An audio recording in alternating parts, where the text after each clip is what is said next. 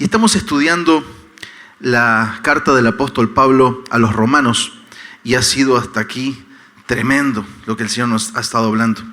Hoy tenemos un pasaje, tenemos unos versículos que observar que precisamente empieza, ¿no?, con la palabrita porque. Así que si los versículos que vamos a estudiar, a mirar, a guardar en esta semana empiezan con la palabrita porque, es inevitable irnos un poquito atrás, a ver de dónde viene este porque del versículo 19. Y por eso vamos a hacer un muy breve repaso, viendo lo que el Señor nos ha estado hablando desde el capítulo 7. Déjame decirte que el capítulo 7 y el capítulo 8 están perfectamente conectados como una sola cosa, ¿no? No hay capítulo 8 sin el capítulo 7, no hay capítulo 7 sin el capítulo 8, ¿no? En donde Pablo inicia diciéndonos en los primeros versículos que era necesario que muriéramos a la ley. Teníamos que morir a la ley. Y nos puso aquel ejemplo del matrimonio, ¿no? Y cómo cuando el cónyuge muere, la persona queda libre. Entonces había que morir. Y nosotros, por la gracia y misericordia del Señor, pudimos morir a la ley. Entonces sería fácil para nosotros pensar, teníamos que morir a la ley porque la ley qué mala que es. Sin embargo, Pablo, anticipando que nosotros pudiéramos pensar esto, inicia en el versículo 7 diciéndonos que para nada, que la ley, al contrario, ¿te acuerdas cómo es la ley? A la verdad es santa y el mandamiento santo, justo y bueno, que es el versículo a memorizar de esa porción. Entonces Pablo nos dice, no, tú tenías que morir a la ley, pero no porque la ley es mala. La ley es justa, santa, porque refleja el carácter divino, porque refleja todo lo de Dios. La palabra de Dios no se puede separar de Dios mismo. Entonces, ¿por qué teníamos que morir a la ley? Nos lo va a decir en los versículos que siguen. Es interesante cómo Pablo utiliza, para los siguientes versículos, utiliza verbos en presente del 13 al 25, en donde Pablo nos va a hablar acerca de algo que no es ajeno a nosotros. Todos aquellos que hemos nacido de nuevo por la palabra del Señor, por el Espíritu del Señor, sabemos que habitamos un cuerpo que es contrario a lo que Dios quiere obrar en nosotros. Y Pablo lo refleja de una forma en tiempo presente, con todos verbos en tiempo presente. Termina diciendo, por ahí del versículo 24, miserable de mí, ¿quién me librará de este cuerpo de muerte? Es decir, una de las cosas que vemos en el capítulo 7 es que la ley es santa y es justa, pero necesitábamos morir a la ley porque el problema no era la ley. El problema estaba mucho más cerca de cada uno de nosotros. El problema lo mirábamos todos los días cuando nos levantamos y nos lavamos los dientes, ahí lo tenemos frente a nosotros en el espejo, ¿no? Es ese miserable hombre de muerte, es esa miserable carne que no va a heredar el reino de los cielos, ¿no? Y nos enseñó que nada podemos hacer en la carne, cosas que Jesús ya nos había dicho muchas veces. El Espíritu es el que da vida, Juan 6:63. ¿La carne? ¿Para cuánto aprovecha? Para nada. Nos cuesta mucho entenderlo porque habitamos en ella y decimos, bueno, tiene algunas cositas buenas. ¿Sabes qué tiene de bueno la carne? Di conmigo, nada. Que se nos grabe, la carne no tiene nada que proveer, ¿no? Pero dice el Señor, las palabras que yo les he hablado, esas son espíritu y son vida. Entonces, estábamos en este conflicto, ¿no? Miserable de mí, ¿quién me librará de este cuerpo de muerte? Pero gracias doy al Señor porque tengo un libertador. Y mi libertador es Cristo. Entonces entendimos que si nosotros andamos en la carne, nunca vamos a tener victoria. Dijo uno, ¿quién dijo que la carne es débil? Dice, a mí siempre me gana. No era tan débil la carne después de todo.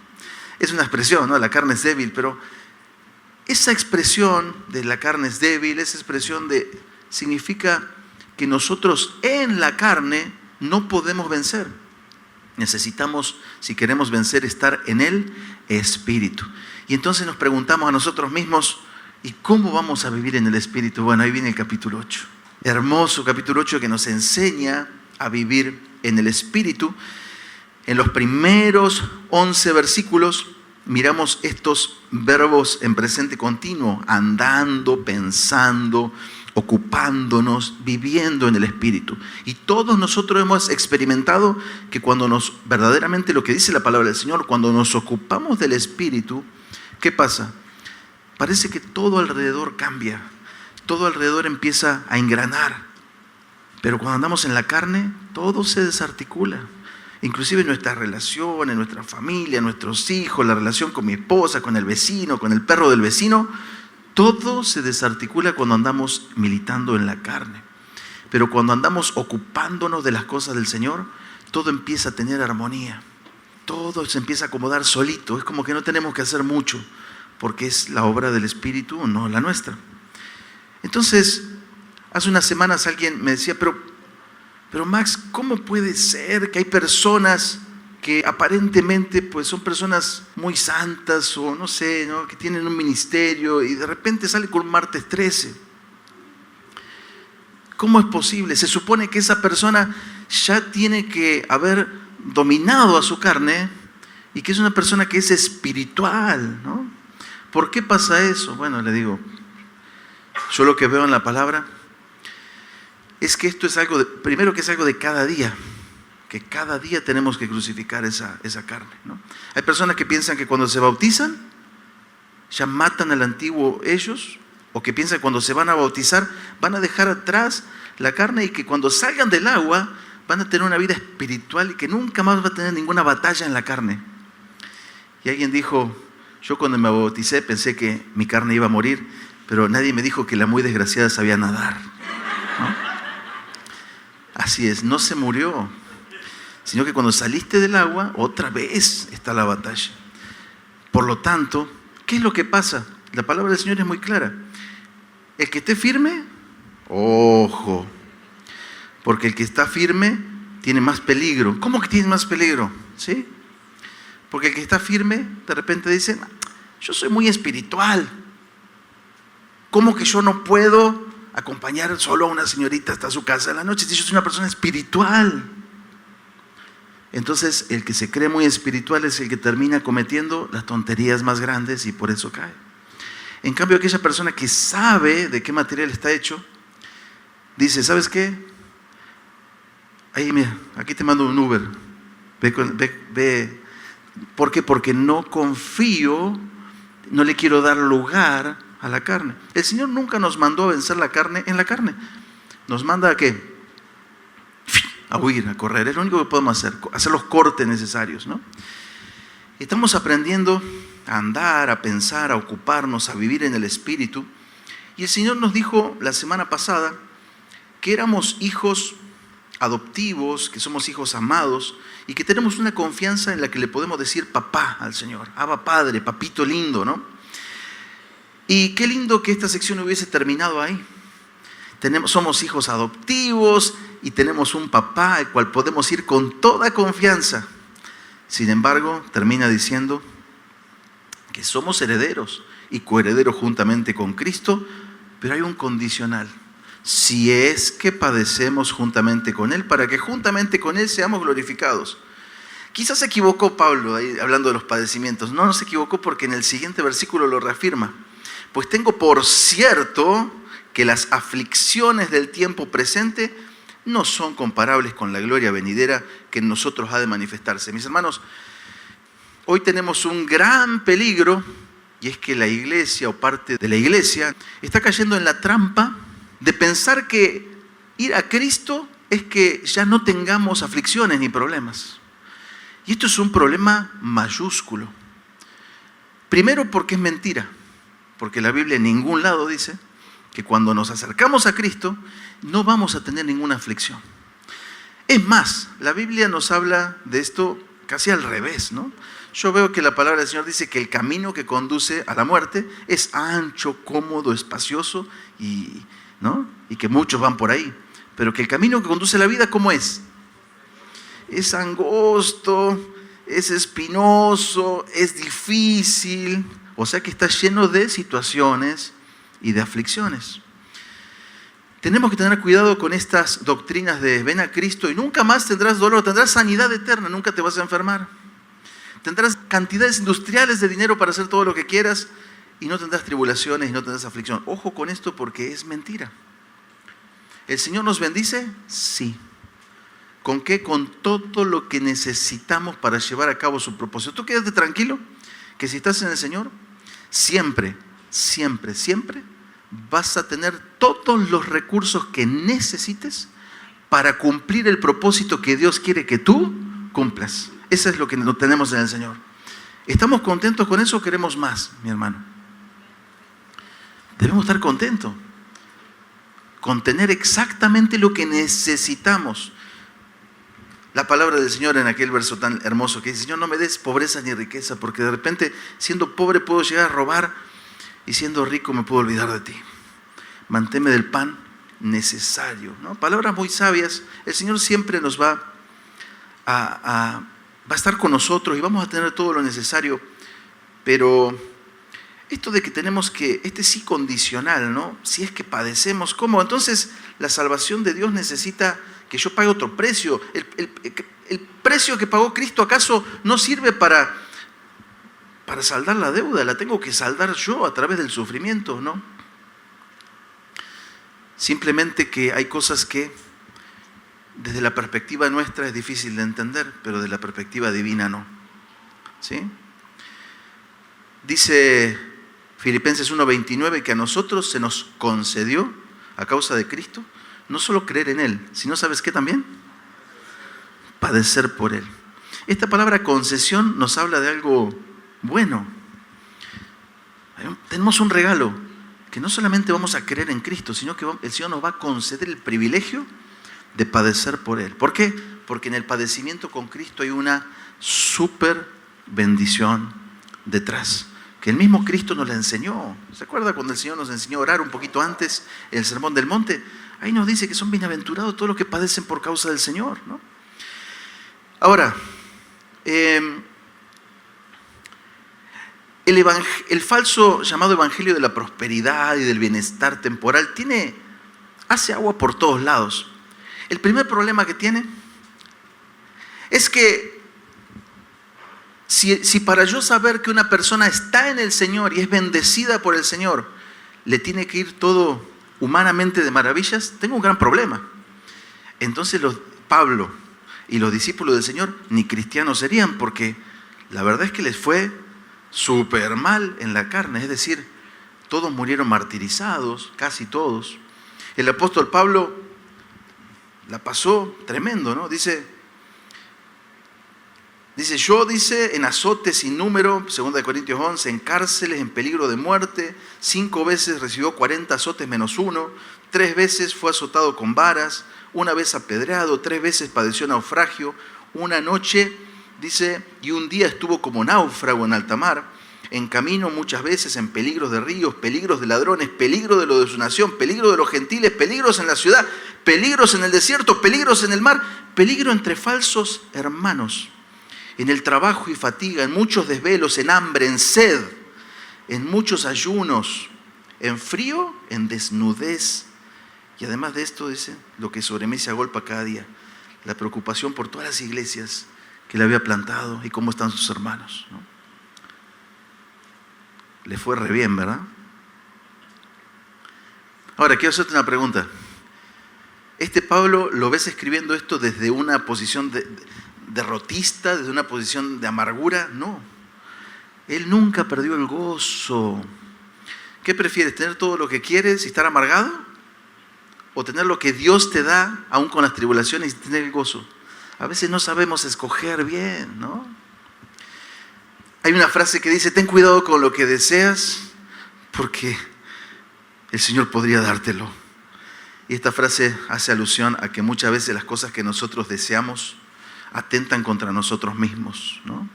Yo lo estoy viviendo en carne propia. Algún día le contaré algo acerca de esto. Bien, pero no tenemos tiempo, tenemos mucho que ver.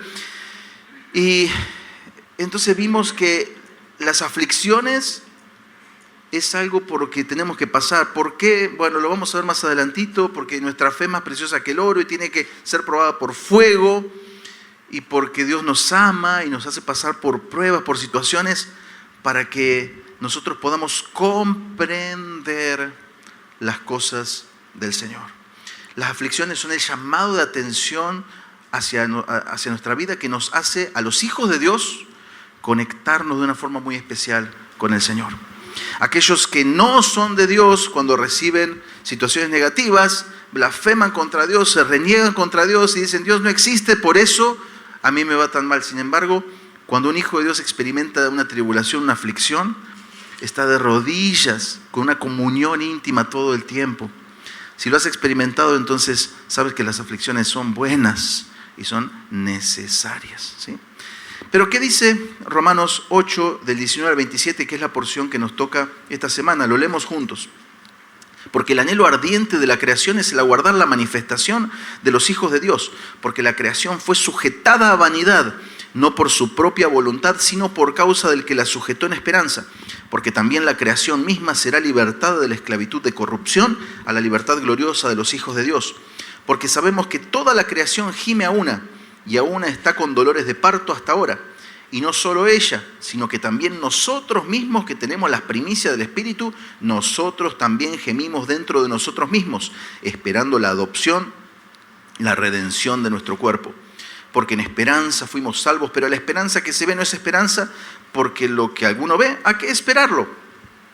Pero si aguardamos lo que no vemos, con paciencia lo aguardamos. Y de igual manera, el Espíritu nos ayuda en nuestra debilidad. Pues, ¿qué hemos de pedir como conviene? No lo sabemos, pero el Espíritu mismo intercede por nosotros con gemidos indecibles.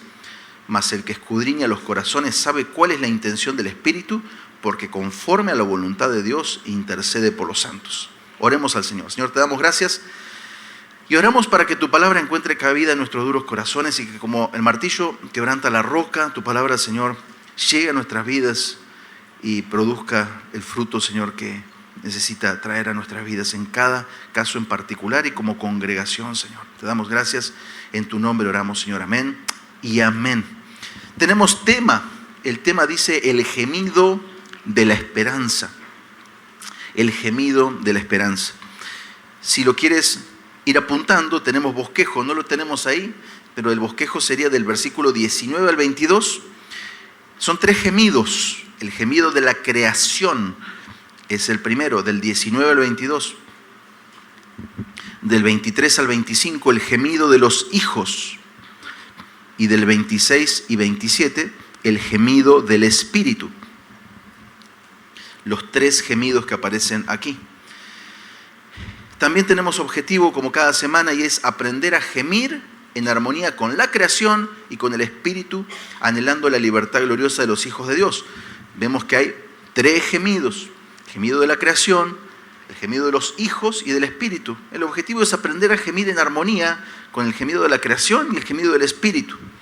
Y el versículo a memorizar, te lo doy de una vez, ya será el 19, que es el primero de esta sección. Porque el anhelo ardiente de la creación es el aguardar la manifestación de los hijos de Dios. Ahora, vamos a hablar de 3 gemidos.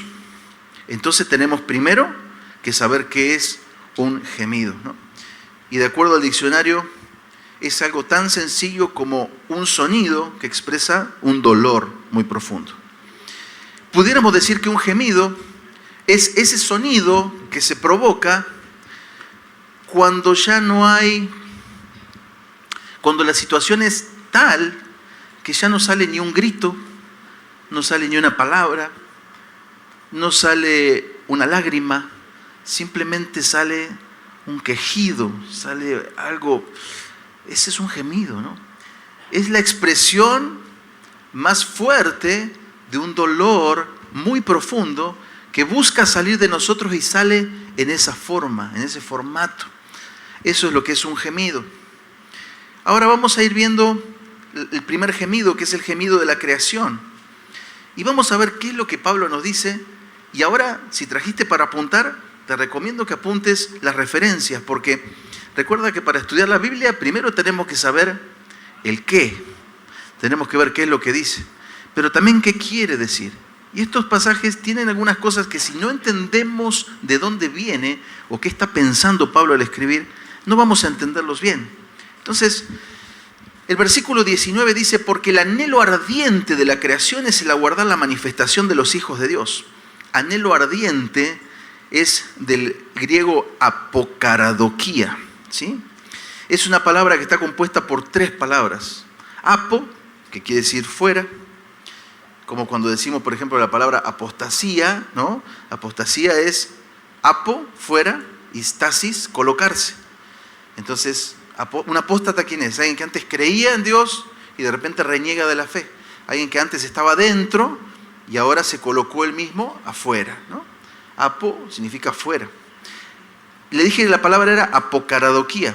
Apo significa fuera. Cara, ¿qué crees que significa cara?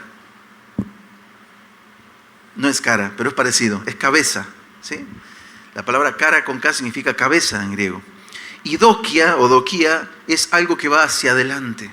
Entonces, esta palabra, cuando dice el anhelo ardiente de la creación, es alguien que sale afuera y hace su cabeza hacia adelante como quien está esperando que alguien llegue, ¿sí? Ese es el anhelo ardiente.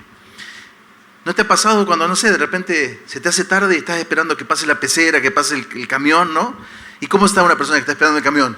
No sé por qué, pero tenemos eso de estirar el cuello, ¿no? La cara hacia adelante. No va a llegar antes porque tiremos el cuello. Pero si yo estoy en una esquina así, usted va a saber que yo estoy, ¿qué? Esperando algo, ¿verdad? Bueno, ese es el anhelo ardiente. La creación de Dios, el planeta y todo lo que hay en el planeta, está con el cuello estirado, aguardando, expectante, algo. Yo no sé a ti, pero a mí me llama mucho la atención que el anhelo ardiente de la creación no es esperar, no dice la segunda venida de Cristo. ¿Lo notaste? ¿Qué está esperando? ¿La manifestación de quién? De los hijos de Dios. A mí me llamó mucho la atención esto, ¿no? Esta palabra manifestación, que literalmente es la palabra griega apocalipsis, ¿no? Tú sabes qué quiere decir apocalipsis, ¿verdad? Revelación. Va a haber una revelación de los hijos de Dios. Es decir, este es un evento que la creación misma está esperando. La pregunta es, ¿nosotros lo estamos esperando de la misma manera? Por eso vamos a ver hoy que tenemos que sincronizar nuestro gemir al gemir de la creación y al gemir del Espíritu. La manifestación de los hijos de Dios, por supuesto que apunta ¿a qué? A la glorificación, a cuando abandonemos este cuerpo mortal y seamos revestidos con un cuerpo nuevo, glorificado, sin la presencia del pecado. Entonces ya sabemos, y el pastor lo ha repetido muchas veces, que la obra de Dios en nosotros se puede ver en 3 partes o 3 etapas, ¿no? En el tiempo pasado, ¿cómo se llamó esa primera etapa? ¿Te acuerdas? Justificación. Tiempo pasado el Señor nos libró ¿de qué? De la paga del pecado, que era la muerte. Después, desde que Cristo llega a nosotros hasta que abandonemos este cascarón, santificación. El Señor está trabajando en nosotros, librándonos de ese poder del pecado. ¿En dónde? En nuestra mente. Pero va a llegar un día en donde finalmente tengamos un cuerpo glorificado sin la presencia del pecado, ¿no? Y estemos en un lugar nuevo que vamos a ver más adelantito. Versículo 20. Porque la creación fue sujetada a vanidad, no por su propia voluntad, sino por causa de que la sujetó en esperanza. Versículo 21 y 22. Porque también la creación misma será libertada de la esclavitud de corrupción a la libertad gloriosa de los hijos de Dios. Porque sabemos que toda la creación gime a una y aún está con dolores de parto hasta ahora. Algunas cosas aquí, chicos, tenemos. El versículo 20 dice que la creación fue sujetada a vanidad. Y en el 21 dice que será libertada de una esclavitud de corrupción en la cual se encuentra ahora. Y entonces nos preguntamos, ¿de dónde sacó Pablo esto? ¿Por qué la tierra está sujeta a vanidad? ¿Y por qué la tierra está en esclavitud de corrupción? Bueno, para poder entender esto tenemos que ver lo que la palabra del Señor nos dice en Génesis, capítulo 3, versículo 17 al 19. Dice, y al hombre dijo, por cuanto obedeciste a la voz de tu mujer y comiste del árbol que te mandé diciendo no comerás de él, maldita será la tierra por tu causa. Con dolor comerás de ella todos los días de tu vida, espinos y cardos te producirá y comerás plantas del campo y con el sudor de tu rostro comerás el pan hasta que vuelvas a la tierra. Así que, antes de la caída del hombre, no había cardos, no había espinos y todo lo que salía de la tierra era bueno. Cualquier cosa que salía de la tierra era un fruto hermoso que se podía comer y que era precioso. Sin embargo, la caída de Adán hizo que ahora cada vez que tú siembras algo, tienes que trabajar, tienes que sacar las hierbas malas, tienes que echar fertilizante, tienes que hacer un montón de cosas porque la tierra ya no está en su estado óptimo original. La tierra fue maldita y ahora eso es lo que está pasando. Entonces, pero Max, ¿cómo que la creación gime? ¿De qué está hablando Pablo? ¿Acaso está hablando de que el planeta tiene vida, ¿no? ¿Estará hablando de la madre naturaleza? No. Lo está exponiendo de esta manera, para que nosotros podamos entender, pero no es que el planeta en sí está gimiendo, sino que lo que está diciendo es que este planeta, después de tantos años de haber recibido esta maldición, está expectante, está esperando el día de la redención nuestra, porque el día que venga la redención nuestra, también vendrá el cielo nuevo y la tierra nueva. Y eso vamos a ver más adelantito, ¿no? Así que otra cosa que vemos aquí es que la creación gime, ¿no? Esta palabra, que la creación gime, es la palabra sustenazo del griego, ¿no? Que es gime a una o que es gemir juntos, mostrando una solidaridad de la creación al sufrimiento. O sea que lo que está diciendo es que no es una parte de la creación, que toda la creación, todo lo que compone la creación de Dios, está en este sufrimiento continuo. Pero, si miramos el versículo 22, nos dice que está con dolores de parto. Y esto es muy interesante, porque el dolor de parto ciertamente es un dolor.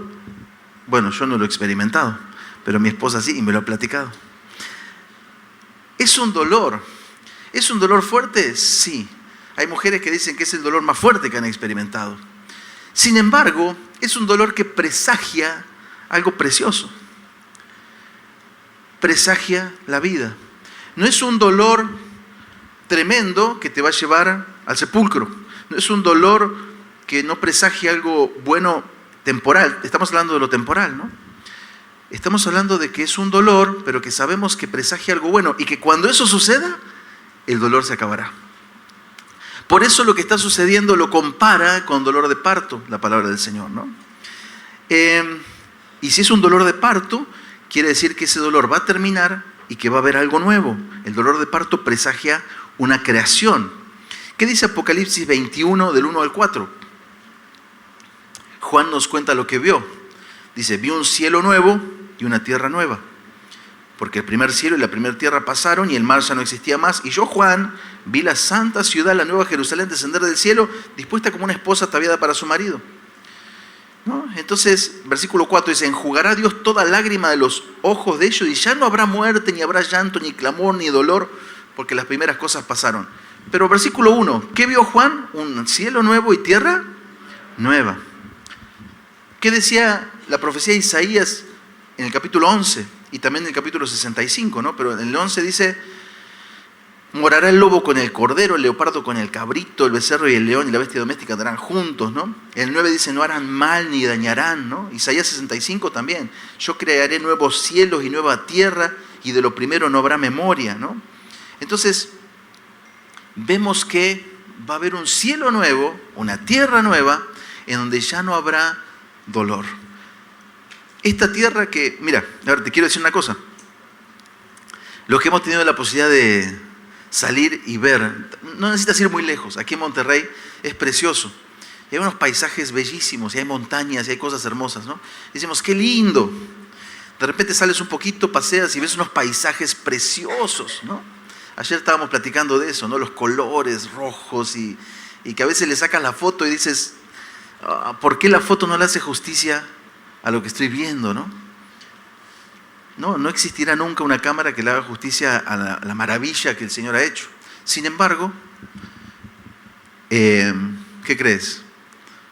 Esta tierra está maldita y la que viene es mejor. ¿Has visto alguna vez un paisaje lindo? Bueno, ahora imagínatelo mucho más lindo.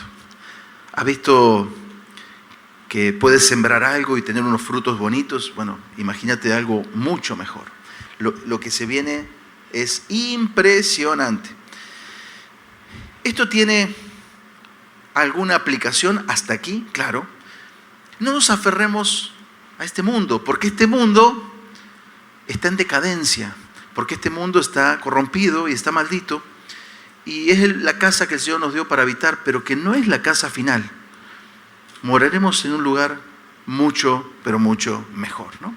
Así que vamos a ver ahora, ese es el gemido de la creación, pero vamos a ver el gemido de los hijos, versículo 23 al 25.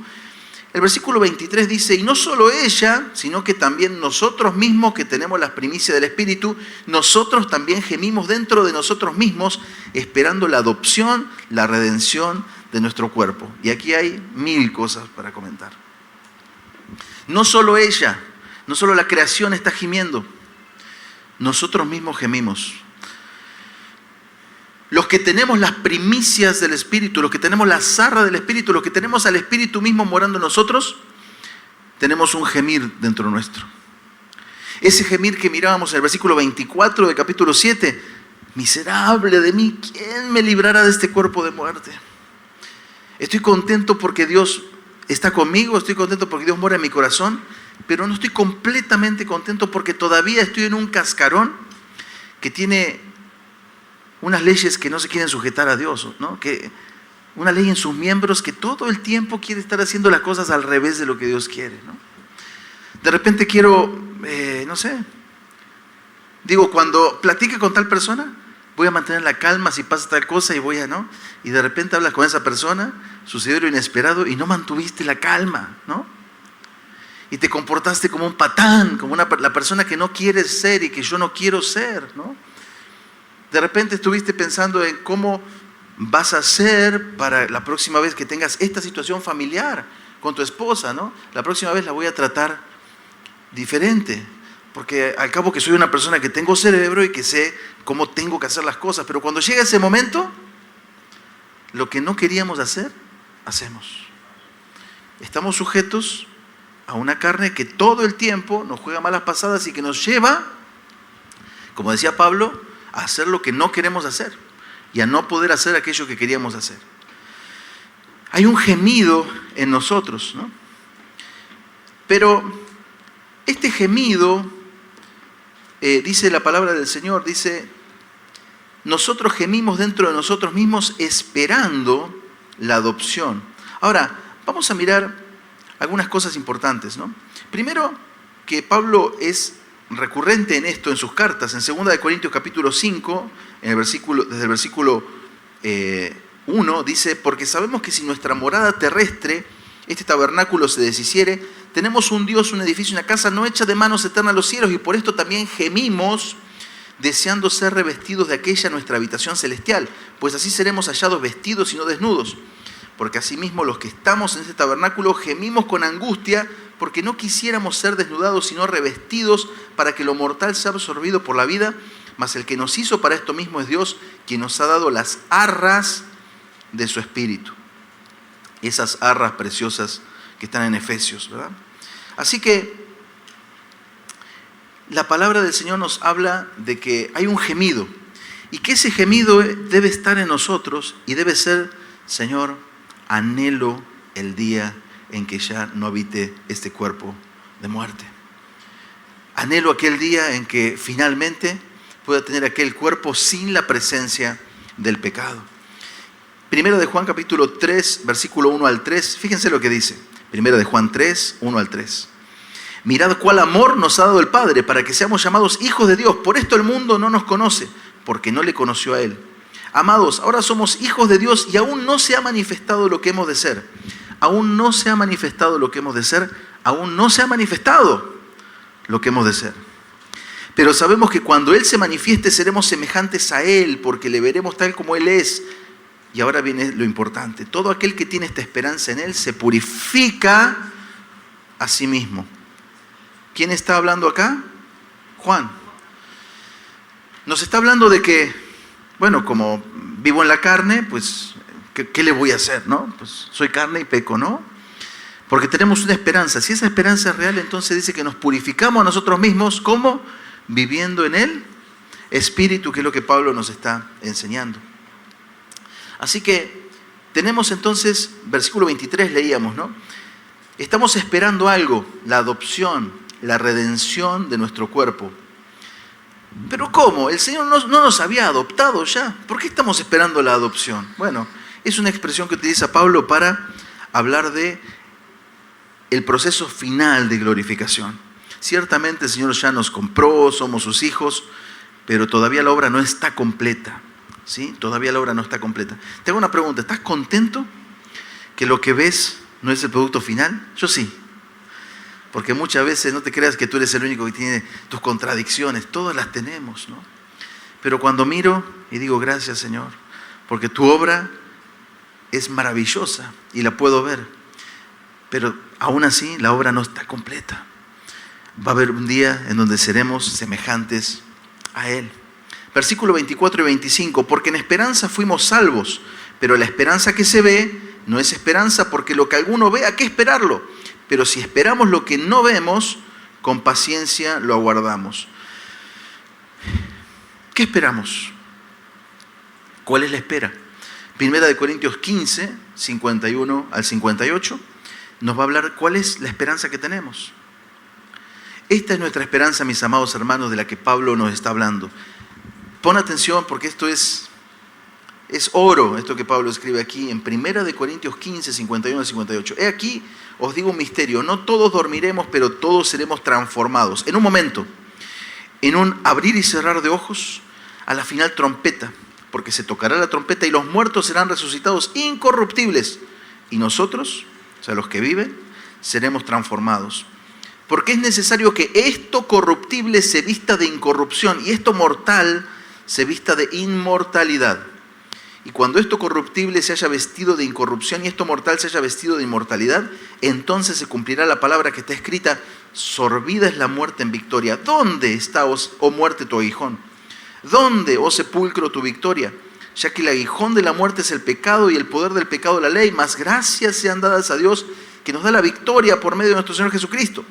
Así que, hermanos míos, amados, estad firmes y constantes, creciendo en la obra del Señor siempre, sabiendo que vuestro trabajo en el Señor no es en vano. Va a haber un día que abandonaremos el cascarón y va a haber un día en donde seremos revestidos de ese nuevo cuerpo. También Pablo nos habla en el versículo 25 de que con paciencia tenemos que aguardar esto. Y Santiago en el capítulo 5, versículos 7 y 8 nos habla de lo mismo. Dice que tengamos paciencia hasta la venida del Señor, ¿no? Paciencia. De hecho nos dice, tengan paciencia hasta la venida del Señor. Después nos dice, aguarden con paciencia la lluvia temprana y la tardía. Y en el 8 dice, también tengan paciencia.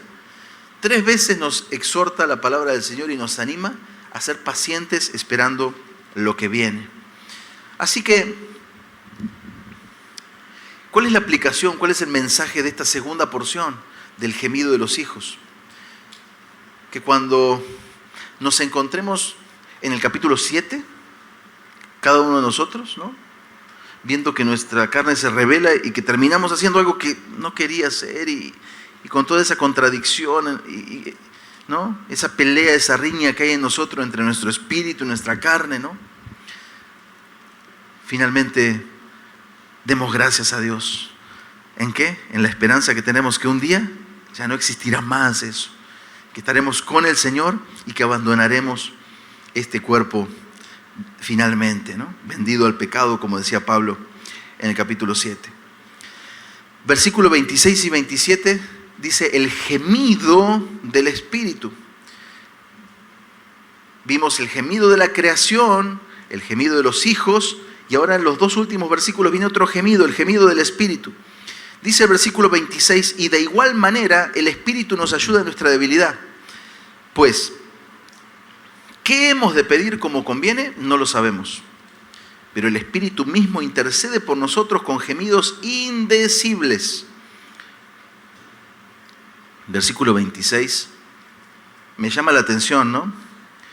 El Espíritu nos ayuda. ¿Qué hemos de pedir como conviene? Dicen, no lo sabemos. Miren, chicos, esto es importante. Lucas capítulo 11:1 nos dice que estaban los discípulos del Señor y de repente uno de sus discípulos le dijo, Señor, enséñanos a orar.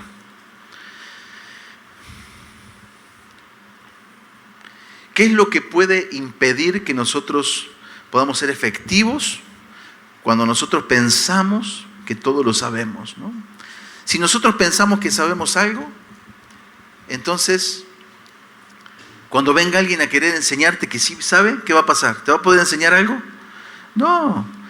Al que sabe todo, no hay quien le enseñe, ¿no? El necio, dice, se cree más sabio que muchas personas que sepan aconsejar, ¿no? Entonces lo primero que tenemos que hacer es reconocer que nosotros no sabemos pedir como conviene. No sabemos pedir como conviene. ¿Te acuerdas que te dije, ten cuidado con lo que pidas, porque de repente, ten cuidado con lo que deseas, porque de repente el Señor te lo puede dar, ¿no? Y te dije que no te iba a contar una historia, pero te la voy a contar porque viene al caso ahora, ¿no? Resulta que yo desde muy joven fui una persona que tenía una característica distintiva, y era que yo sudaba más que el promedio, ¿no? Entonces era como muy molesto. ¿Por qué? Porque imagínate que estás barriendo y que el sudor genera lodo que luego se pega en la escoba, ¿no? O sea, así te lo pongo. Yo estoy barriendo y tic, tic, tic, tic la gotera de sudor, ¿no? Es incómodo. De repente me estaba bañando con agua caliente, un día de verano, con la casa fresca, salgo de bañarme y cuando me estoy cambiando ya estoy sudando, me doy cuenta que estoy sudando, ¿no? Y me tengo que poner frente a un abanico para no mojarme con el sudor, porque estoy recién bañado, ¿no?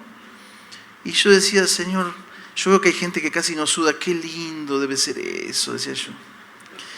Y siempre pensaba en eso, ¿no? De repente iba a jugar algún deporte y salía sudado de tal manera que podía escurrir cada parte de mi ropa y estaba completamente mojada mi ropa, como si la hubiese metido en una tina, así de mojada, ¿no? Y de repente agarro mi carrito y llego a la casa y me cambio y luego nos vamos, ¿no? Y se suben mis hijos al carro y dicen, pero papá, ¿qué pasó acá en el carro, no? Olía el carro. Claro, es que yo sudaba demasiado, ¿no?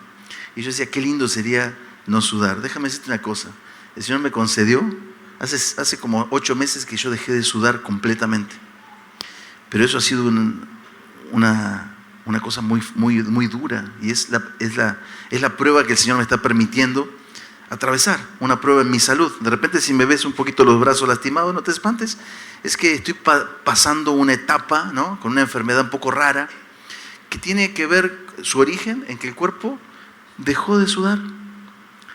La orden de sudar ya no la da, entonces produce una urticaria y produce muchos síntomas muy negativos. Entonces ahora me pongo a pensar y digo, qué tonto que fui. Yo no sé si esto me dio porque yo deseaba no sudar, pero la verdad es que sí lo deseaba. Y ahora digo, Señor, quiero sudar como antes o más. No, tampoco le quiero exagerar. Pero lo que te quiero decir con esto simplemente es que, ¿qué es lo que nosotros no sabemos pedir? No sabemos pedir, no tenemos idea. Todo lo que pedimos está mal, porque todo lo que pedimos siempre está atravesado por nuestra naturaleza. El único que sabe lo que tenemos que pedir es el Señor. Y de repente nos aferramos y Señor, sana y sana y sana. Y de repente el Señor dice, no lo voy a sanar porque es el proceso, es la prueba y todavía no es el tiempo. No sabemos exactamente cómo pedir, pero tenemos una confianza. Gracias, Señor.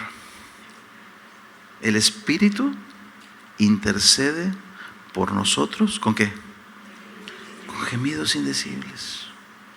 El Espíritu intercede por nosotros. Nosotros estamos orando, pero el Espíritu está intercediendo y está transformando esa oración y alineándola con la voluntad del Padre. Versículo 27 dice así: mas el que escudriña los corazones sabe cuál es la intención del Espíritu, porque conforme a la voluntad de Dios intercede por los santos. Intercede por los ¿quién? Por los santos, ¿no? Así que el Señor es amoroso, el Señor es misericordioso.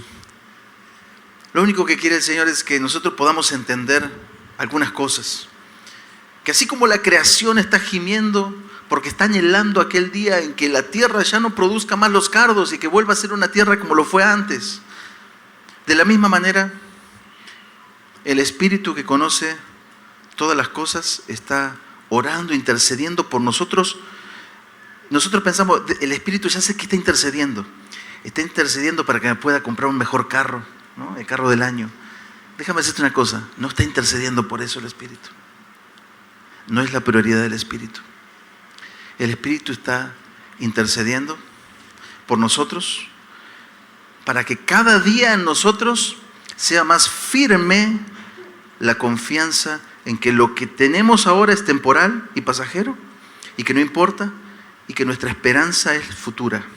El Espíritu está intercediendo para que cada día podamos tener una realidad de Cristo más grande que nos lleve a vivir en ese proceso de santificación, que lleve a glorificar su nombre y que cada día podamos hacer su voluntad más y mejor. Que cada día podamos cumplir la comisión que el Señor nos dio más y mejor, ¿no? Pedís y no recibís, porque pedís mal. Siempre pides para los deleites, para los deleites, para los deleites. Lo que necesito, lo que quiero, lo que necesito. Somos necios. ¿Qué necesitamos? No, ¿qué pasa? Que necesito... Debiéramos reconsiderar mucho esa palabra cuando la usamos. Viendo la gran necesidad real que hay en otras partes del mundo que aquí no vemos, en donde hay gente que verdaderamente sí tiene necesidades. Pero tú tienes comida, tienes un techito donde descansar, una camita, ya tienes todo. Tenemos todo, mis hermanos, no necesitamos nada. Pedimos porque queremos cada día estar mejor y tener más y más, y no nos damos cuenta que lo que el Señor quiere de nosotros es otra cosa.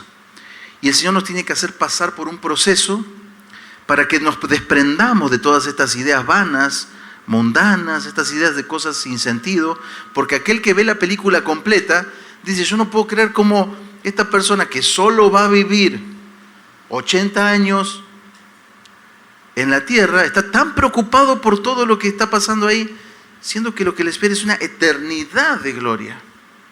Cuando nosotros lo viéramos en la perspectiva de Cristo, entonces entenderíamos que esta vida es pasajera.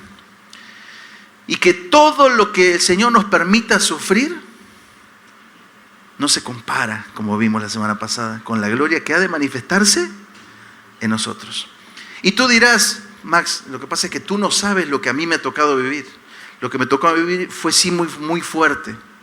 Mira, mi hermano, yo no lo sé, pero yo sí sé que la palabra de Dios no miente. Y que si la palabra dice que las aflicciones que el Señor te permitió pasar a ti no son nada, pero nada comparadas con la gloria que viene, yo lo creo. Y entonces eso me llena de esperanza. Porque digo, bueno, lo que tenga que pasar acá, no importa. Termino con un comentario que a mí se me hacía muy difícil de entender, de nuestra hermana Rosilia, que partió con el Señor, aquella que fundó la casa Hogar El Recobro. Algunos de ustedes quizás han oído hablar de ella, o la llegaron a conocer inclusive, ¿no? En la última visita que hizo a la ciudad de McAllen, estuvo con nosotros y ella ya tenía un cáncer bastante avanzado. De hecho, tuvo un cáncer que duró muchos años, pero de repente estaba mejor y seguía trabajando y de repente venía. Pero en su último tiempo, ella tomó el micrófono y dijo que estaba bendecida y contenta porque el Señor, dice, le estaba permitiendo pasar por la prueba del cáncer. Y que estaba contenta porque el Señor le estaba permitiendo pasar esa prueba y glorificar el nombre del Señor a través de esa prueba. Porque ella sabía que esa oportunidad que Dios le dio de padecer eso, no la iba a tener en la otra vida. ¿Me escucha, no? decía, estoy contenta, pero no es que lo decía de la boca para afuera. O sea, tú la mirabas y decías, pues, ¿qué le pasa a esta mujer, no? No andaba llorando, no, siguió trabajando y sirviendo hasta el último día, incansablemente, con una enfermedad muy fuerte, muy dura, y diciendo y proclamando que esa enfermedad era para la gloria del Señor en su vida, para que la gloria de Dios se reflejara a través de esa enfermedad. Porque dice, acabo que cuando me vaya, allá no va a haber nada de enfermedad. Entonces el Señor me está permitiendo vivir esto, para conocerle, para estar en comunión con Él, para experimentar lo que es estos padecimientos, ¿no? Que el Señor también los pasó. Me preguntas a mí, ¿entiendes exactamente eso? No, pero tampoco he estado en ese lugar. Lo que sí veo es que la esperanza es real y que lo que dice la Biblia es real. ¿Y por qué lo creo? Porque Pablo también pasó esas situaciones, no con una enfermedad como esas, pero lo que te leí es semejante, ¿no? Tantas veces azotado, tantas veces naufragado. Sin embargo, él no perdió la esperanza, al contrario, su hombre interior se iba renovando. Dice que el cascarón se iba poniendo viejo, pero que su hombre interior se iba renovando y rejuveneciendo cada vez más. Y terminamos con 1 de Pedro 1:3 en adelante. Muy conocido para todos, pero ya vimos lo que Pablo dice, lo que Juan nos decía, y vamos a ver ahora lo que Pedro dice acerca de: bendito el Dios y Padre de nuestro Señor Jesucristo, que según su grande misericordia nos hizo renacer para una esperanza viva por la resurrección de Jesucristo de los muertos, para una herencia incorruptible, incontaminada e inmarcesible, que está reservada en los cielos para vosotros, que sois guardados por el poder de Dios mediante la fe, para alcanzar la salvación que está preparada para ser manifestada en el tiempo postrero, en lo cual vosotros os alegráis, aunque ahora, por un poco de tiempo, a lo mucho 80 años, si es necesario, tengáis que ser afligidos en diversas pruebas, para que sometida a prueba vuestra fe, que es mucho más preciosa que el oro, el cual, aunque perecedero se prueba con fuego, sea hallada en alabanza, gloria y honra cuando sea manifestado Jesucristo, a quien amáis sin haberle visto, en quien creyendo, aunque ahora no lo veis, os alegráis con gozo inefable y glorioso, obteniendo el fin de vuestra fe, que es la salvación de vuestras almas. Oremos al Señor. Señor, te damos muchas gracias por